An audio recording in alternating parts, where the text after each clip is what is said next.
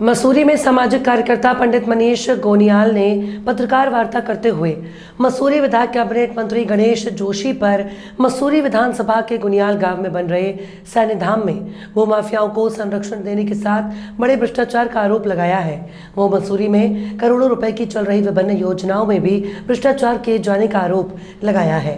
पत्रकारों से वार्ता करते हुए पंडित मनीष गोनियाल ने कहा कि मसूरी विधानसभा में बनने वाले सैन्य धाम में भूमाफिया को लाभ पहुंचाने के उद्देश्य से निर्माण किया जा रहा है, जबकि चमोली स्थित सवाई गांव देवाल चमोली को शहीदों का गांव कहा जाता है।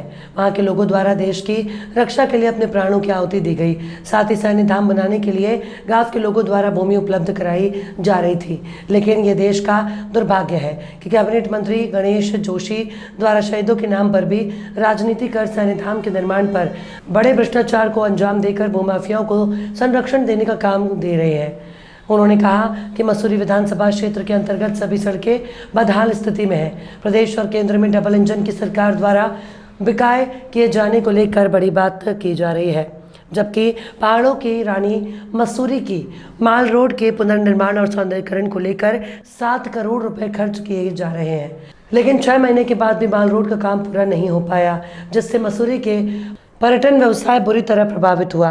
मसूरी के छोटे बड़े व्यापारियों को आर्थिक रूप से नुकसान हुआ है। मेरा कहने का मतलब ये है, जो सैन्य धाम है, ये सैन्य धाम जो गणेश जोशी का ड्रीम प्रोजेक्ट जो बोलते हैं, वो भूमाफियाओं को लाभ पहुंचाने के लिए है। क्योंकि जो चमोली स्थित गांव है, तो वहाँ पर सबसे ज़्यादा लोग शहीद हुए हैं। वहाँ पर वो गांव में शहीदों का गांव कहलाया जाता है और सैनिकों के नाम में वहाँ मेला भी होता है। तो वहाँ के गाँव वालों ने जमीन भी खुद आवंटित कर दी थी सरकार को सैन्य धाम बनाने के लिए। उन्होंने आवंटित करने के बाद भी बोला था कि सैन्य धाम यहाँ बनना चाहिए, पर सैन्य धाम वहाँ ना बनाते हुए यहाँ भूमाफियाओं को लाभ पहुंचाने के लिए गणेश जोशी ने कभी धरातल में कोई काम नहीं करा। अगर सैन्य धाम की जगह अगर सैन्य हॉस्पिटल बनता तो पूरी मसूरी विधानसभा की जनता, क्या उत्तरकाशी, क्या श्रीनगर, सारी जनता यहाँ लाभ लेती हॉस्पिटल का।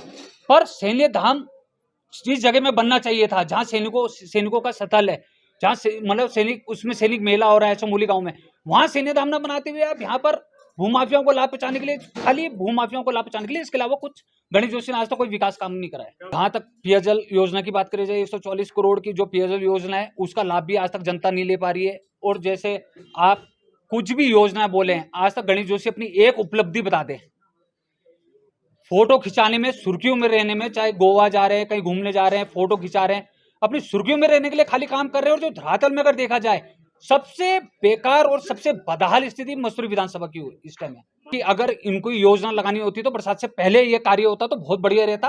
आज की डेट में यहाँ पर रोजगार भी खत्म हो गया लोगों का।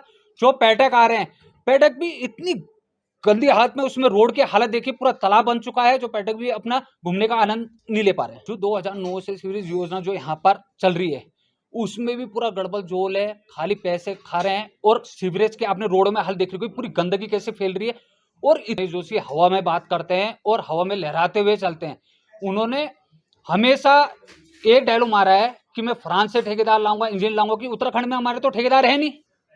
तो गणेश जोशी फ्रांस घूमने का, गणेश जोशी का ज्यादा मन है तो इंजीनियर वहां से लाना चाह रहे। मैंने ज्ञापन एसडीएम के माध्यम से भी ज्ञापन दिया, माननीय मुख्यमंत्री जी को भी ज्ञापन दिया, पर इन्होंने हर टाइम नजरअंदाज करा। और आपने देखा होगा, जहां तक मदन कौशिक जी यहाँ पर आ रहे हैं, मसूरी में आ रहे हैं, प्रेमचंद अग्रवाल आ रहे हैं, आज नरेश बंसल भी आ रखे हैं, तो ये अपनी आंखें मूंद देते हैं मसूरी में आकर।